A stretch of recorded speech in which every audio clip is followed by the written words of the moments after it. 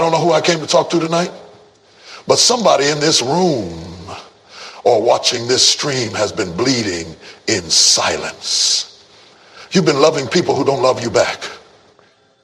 You've been showing up for folks who wouldn't even notice if you disappeared. You've been breaking your back trying to carry people who wouldn't even hold your hand. And I came with a word from heaven to tell you, enough is enough. You've been crying over people who were never assigned to your destiny. You've been asking God why they won't change. But the real question is, why are you still holding on? Some of you are so busy trying to keep people in your life who don't even care if you're alive. You're giving VIP access to people who wouldn't even buy a ticket to your growth. But tonight is your turning point. Tonight is your release. And yet you're the one bringing the whole meal. You're showing up for people who don't even clap when you win. And let's be honest, you've been lying to yourself, telling yourself it's loyalty, when really it's fear. You're afraid that if you stop showing up, you'll be forgotten. But let me tell you the truth. If they forget you just because you stop performing, they never remembered you to begin with. See, the enemy doesn't always come dressed in red with horns and a pitchfork. Sometimes the enemy comes dressed as neglect, as silence, as indifference.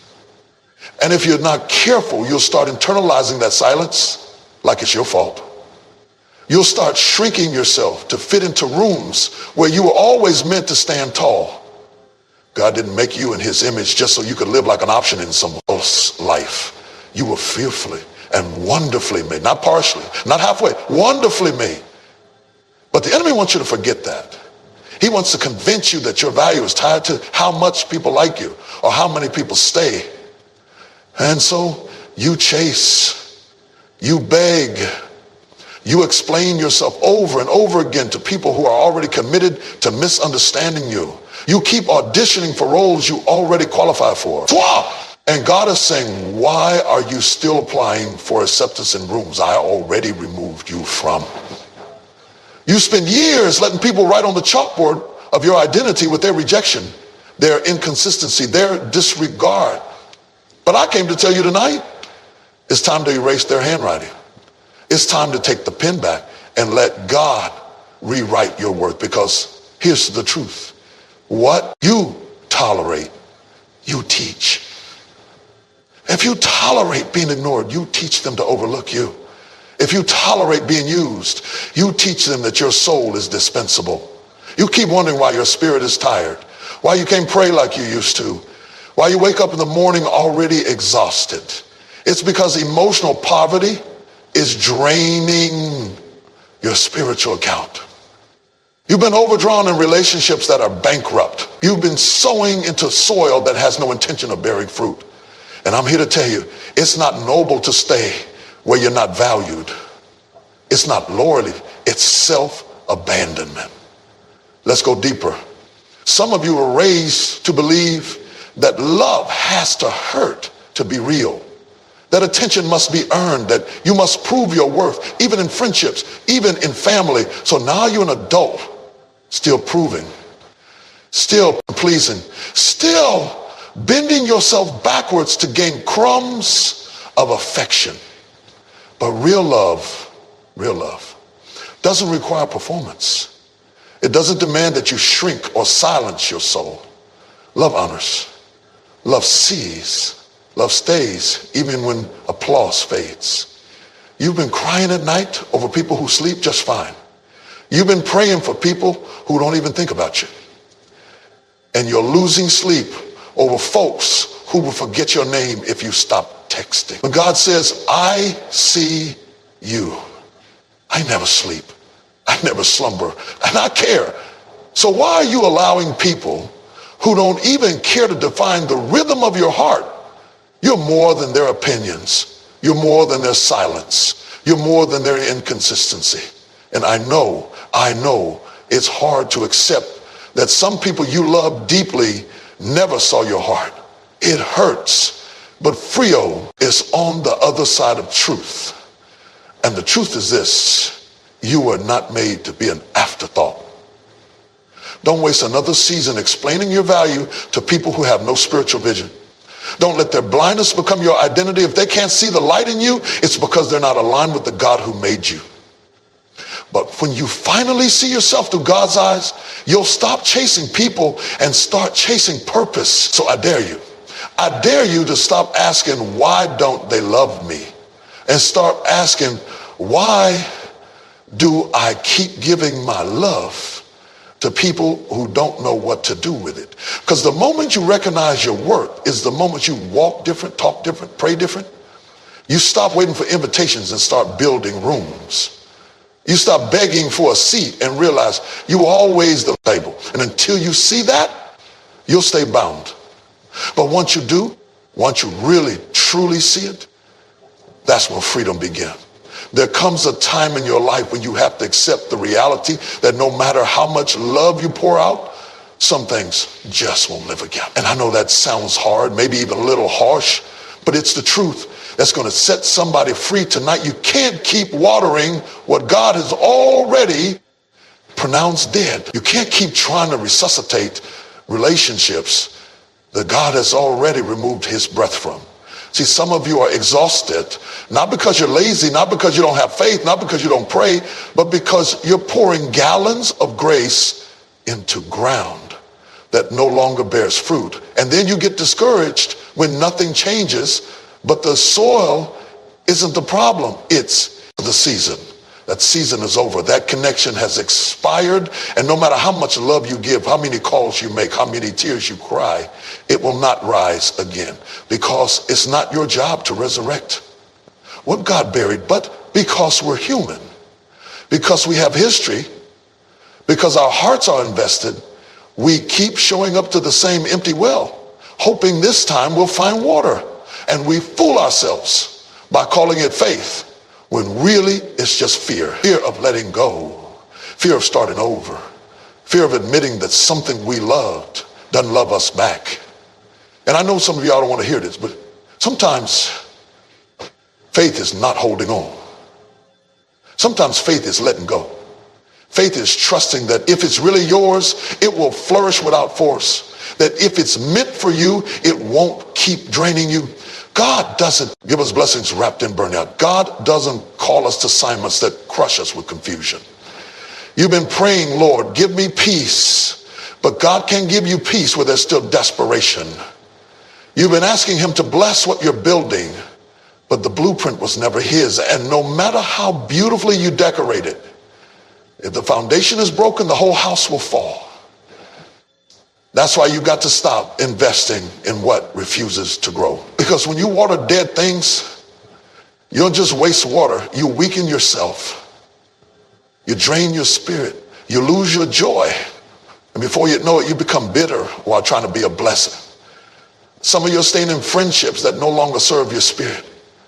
You're staying in environments that you've outgrown just because it's familiar. And I get it. Familiarity feels safe, but safe doesn't mean sacred. Just because you've known someone for years doesn't mean they still have a place in your destiny. Longevity doesn't equal loyalty, and comfort doesn't always mean calling. And here's the dangerous part. When you keep watering what's dead, you begin to believe the lie that it's your fault it's not growing. The enemy starts whispering, maybe if you gave more, maybe if you prayed harder, maybe if you changed yourself just a little more, they'd love you right. They'd stay this time. They'd see your heart. And that lie will have you carrying guilt for something that was never yours to fix. You are not the Savior. You are not the healer. You are not the resurrection. That's not your job. You are not responsible for making something live that doesn't want to be alive. And when date? Because God sent me to tell you it's time to free yourself from the ones who don't care about you. Oh yes, this ain't gonna be a soft word. This is a surgical word. This is a word that cuts, but it heals. This is a word that will pull you out of emotional bondage, out of spiritual fatigue, and into the freedom you've been praying for. So if you're tired of pretending, if you're tired of pouring and never been poured into, if you're tired of dying in spaces where you're supposed to be growing, then lean in. Don't just hear this message, receive it. Because what I'm about to speak, not just a speak, it's your deliverance. Let me tell you something that might shake your soul a little bit tonight. You will never be free until you realize what you're worth. You've been sitting at tables where you're barely being. It's not cruel to stop watering something that's not growing. It's wisdom, it's discernment, and it's necessary. Because your peace is too precious, your energy too sacred, your calling too important to waste on people, places, and patterns that no longer produce. You've been called to walk in freedom. This is simply this. Put the watering can down. Some of the greatest blessings in your life didn't come wrapped in yes. They came wrapped in rejection.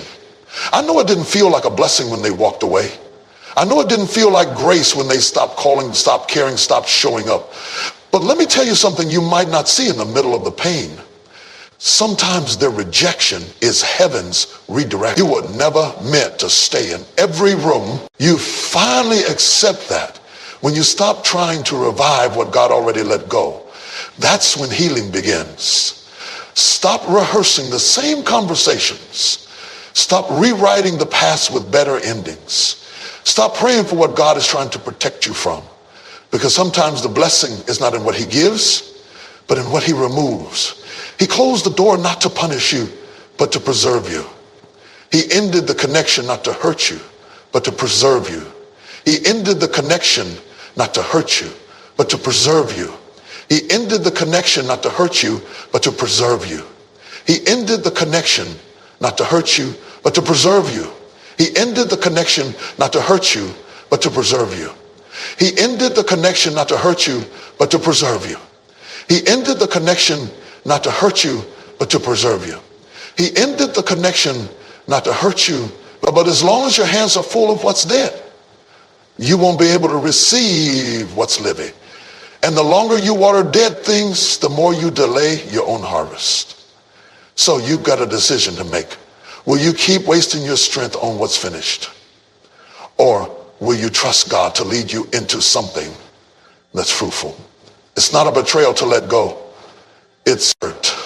You weren't called to hold on to everybody you met. And just because someone was part of your journey doesn't mean they were assigned to your destination. God will allow people to exit your life, not because he's punishing you, but because he's protecting you. You cried over who left, but what you didn't know is God was clearing the way.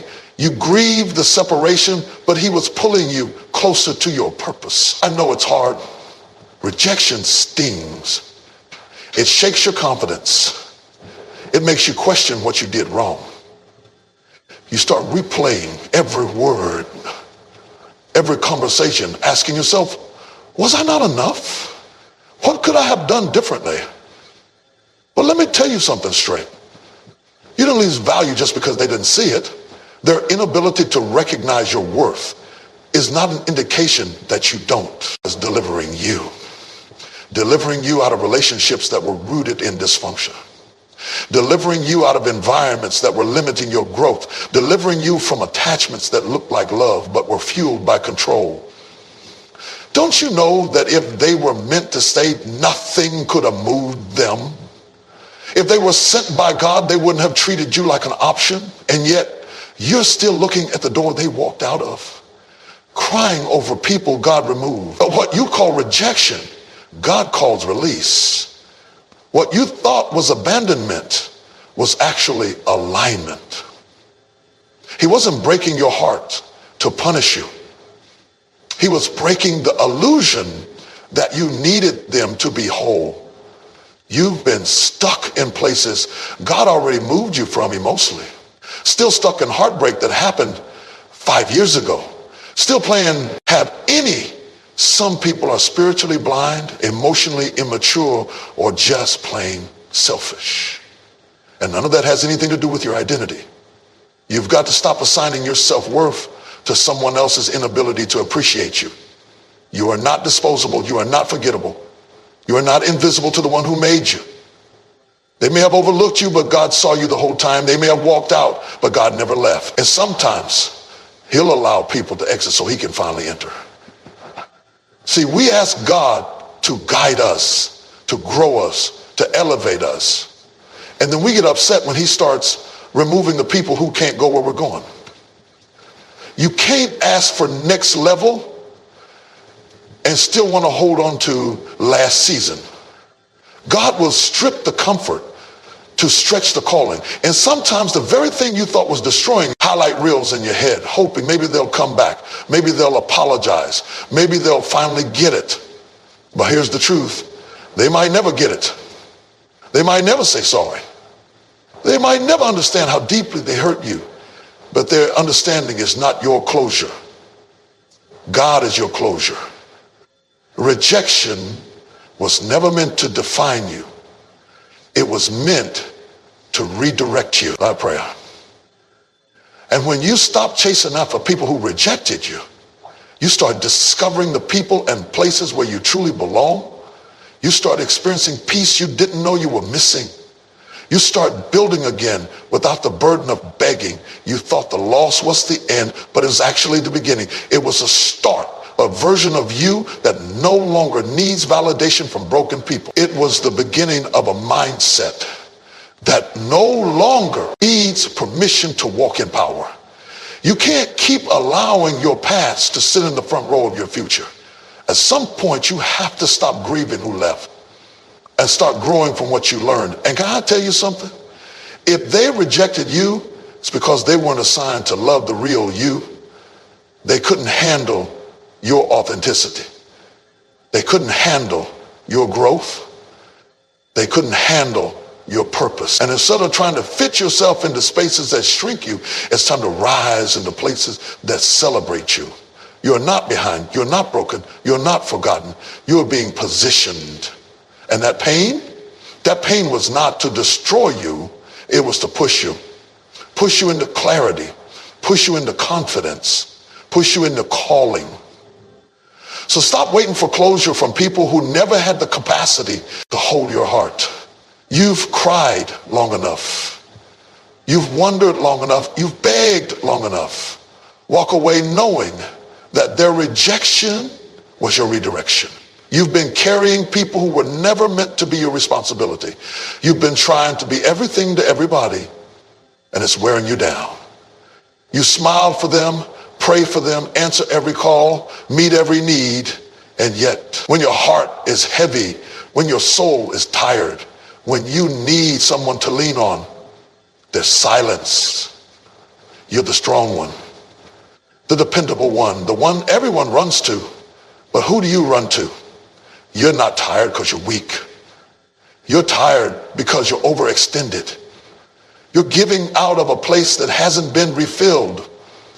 And you're being stretched in every direction, and you call it love, but it's not love if it's costing you through yourself. Somewhere along the way, you confuse being available with being whole. But you can't heal others when you're bleeding. You can't keep pouring out when your cup is cracked. Some of you have wrapped your identity in being needed. You feel guilty when you set boundaries.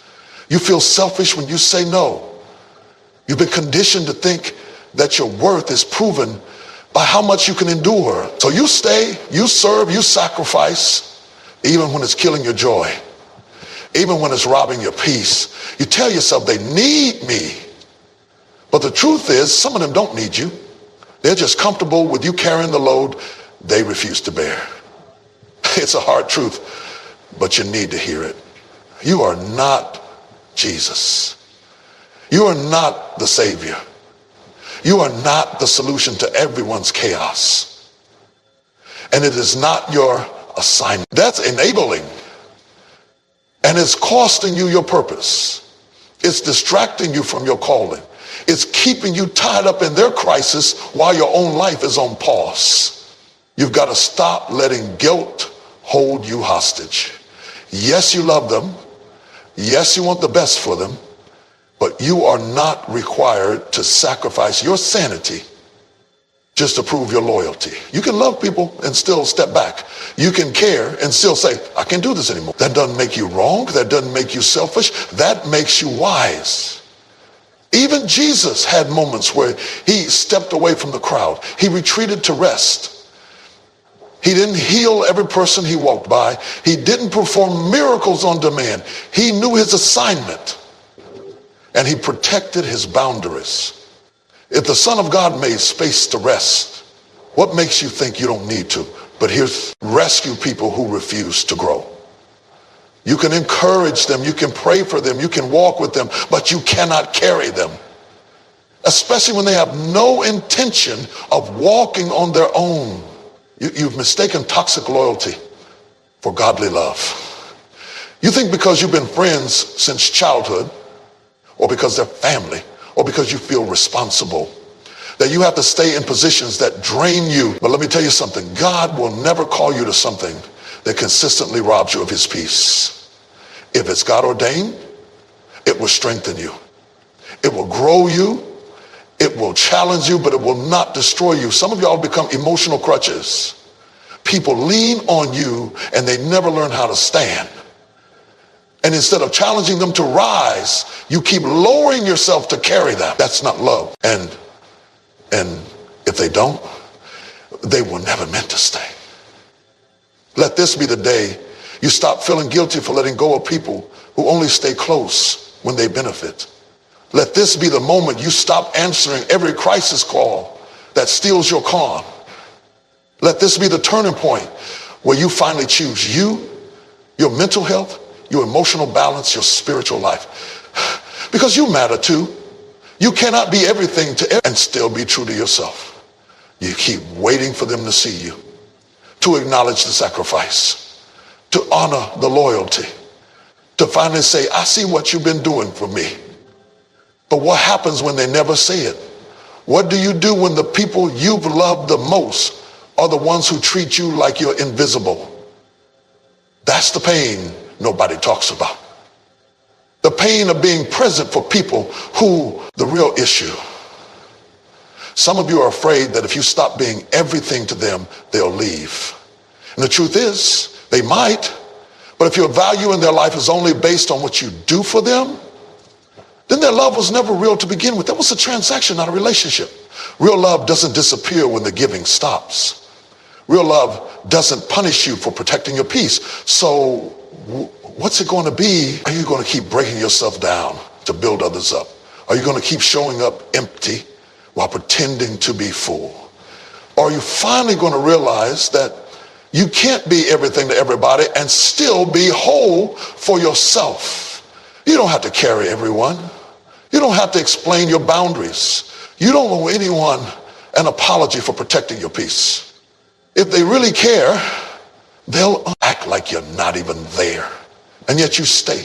You keep showing up hoping that maybe this time they'll notice. This time they'll appreciate it. You overextend yourself trying to earn what should have been freely given. Basic human care.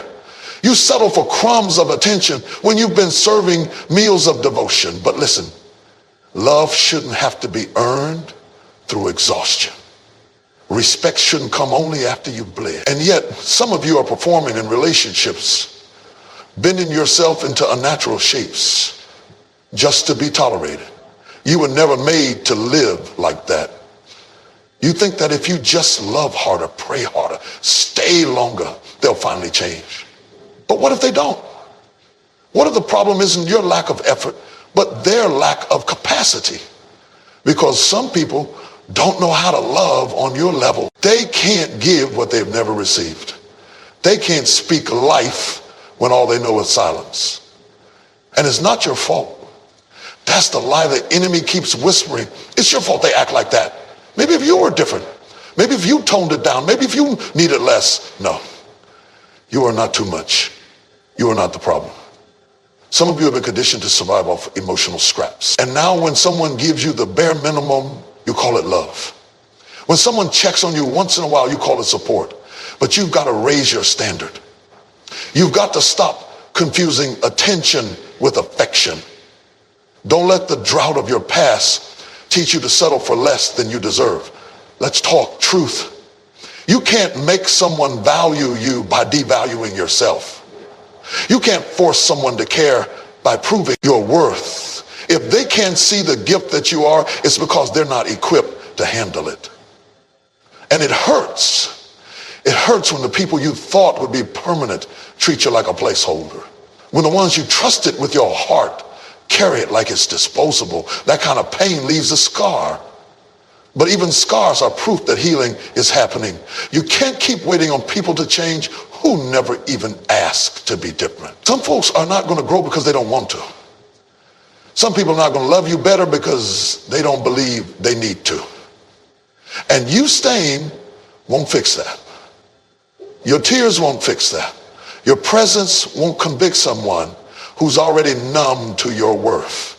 At some point, you have to stop trying to convince people to treat you right and start treating yourself right. At some point, you have to stop begging for reciprocity and walk where you are celebrated, not merely tolerated. Because here's the truth. When you stop accepting less, less stops showing up. When you stop answering to mistreatment, it stops knocking on your door. But as long as you tolerate it, it will continue. And I know why you stay. I know it's because deep down you believe they can love you better. You see the potential in them. You remember the good moments. But don't let potential keep you a prisoner. You cannot build a healthy life on what you hope they become. If who they are right now is draining you, breaking you, silencing you, then it's time to reevaluate why you're still holding on. You were created for more than this. You were made in the image of a God who is love, pure, whole, and constant. And he never called you to relationships that make you question your identity. He never assigned you to people who would teach you to hate yourself just to keep the peace. That's not love. That's bondage. You don't have to keep proving yourself to people who were never meant to carry your heart. You don't have to keep standing in places where your presence is optional and your absence goes unnoticed. You don't have to keep loving people who make you feel like a burden. Because if it costs your peace, it's too expensive. If it silences your soul, it's not your space. And here's the hard truth. It's not your job to make them care. Some people will never show up for you in the way you hoped. And that's not your failure.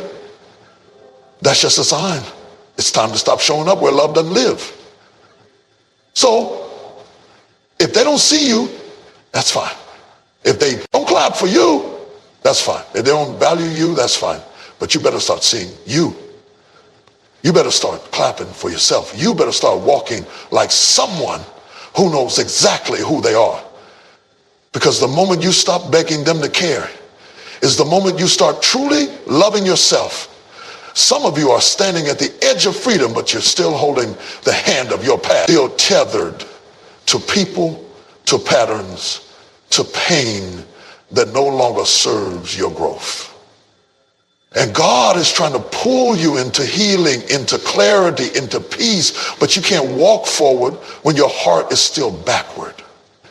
You can't claim your future while your loyalty is still tied to what broke you. Let me tell you something that might sound simple, but will shake you if you let it. You don't have to stay where you no longer belong. You don't have to keep showing up in rooms that silence your voice, in relationships that dismiss your value, in spaces that suffocate your spirit. Just because you were there yesterday doesn't mean you have to be there tomorrow. You're allowed to change. You're allowed to grow. You're allowed to walk away. But that takes courage. That takes honesty. Because it's easier to stay where you've always been. It's easier to stay bound to what you know, even when it hurts, than to face the unknown of healing. Pain can become familiar. Dysfunction can become home. And that's why some of you stay, not because it's good, but because it's comfortable. But I came to tell you today that comfort is not your calling. God didn't create you to shrink, to settle, to survive on scraps of peace. He called you to live and live abundantly. It feels like you're giving up. But there's a difference between giving up and being released. There's a difference between quitting and finally choosing peace. You're not weak for walking away. You're not wrong for choosing yourself. You've spent years compromising your own peace to keep toxic things alive. You've exhausted your energy trying to maintain connections that were never mutual. But now it's the time to break the pattern. That was the moment to say, I'm done being drained. And here's the truth. Freedom doesn't always feel good at first. Sometimes it feels like loneliness. Sometimes it feels like grief because you're detaching from something that once mattered. You're breaking soul ties. You're unlearning habits. You're shedding versions of yourself that survived in brokenness. But don't confuse temporary discomfort with the wrong decision. Sometimes peace comes wrapped in silence. Sometimes healing sounds like distance. And when you start choosing freedom, don't be surprised when people try to guilt you back into bondage. Don't be surprised when they say you've changed, because you have. Growth always looks like rebellion to those who are comfortable in dysfunction, but don't let their opinion become your prison. You don't owe anyone an explanation for your healing. You don't need their permission to walk in wholeness. Some people will only love you as long as you stay small. But God didn't call you to stay small. He called you to rise. This is your season to take your power back. To stop letting broken people hold the pen to your story. To stop allowing old pain to shape your new perspective. You got too much purpose life. And to do that, you have to choose freedom. Not the kind that's loud and flashy, but the kind that starts deep within. The kind that says, I love myself enough to stop staying where I'm not seen. The kind that says, I'm not going to keep rehearsing the pain just to keep connections alive. Because every time you rehearse what they did, every time you relive how they left, every time you replay that betrayal in your mind, you're feeding